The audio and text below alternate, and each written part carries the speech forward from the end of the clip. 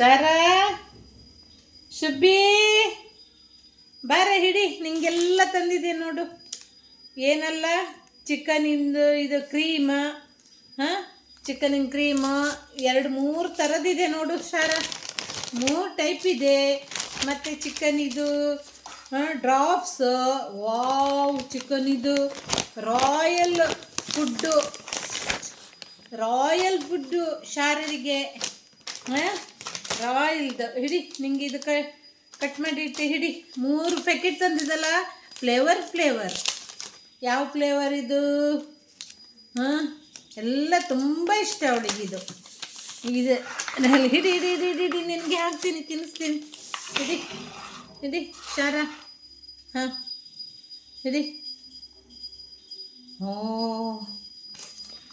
Wow, super ಆಯ್ತಲ್ಲ, super ಇದೆಯಲ್ಲ ಶಾರ. ಓ, ಇದ್ರ ಮೇಲೆ ಇದು ಹಾಕಿದರೆ ಮಾತ್ರ ತಿನ್ನೋದು. ಪುಡ್ಡು ತಿಂತ ನೀನು? ಹಾಂ,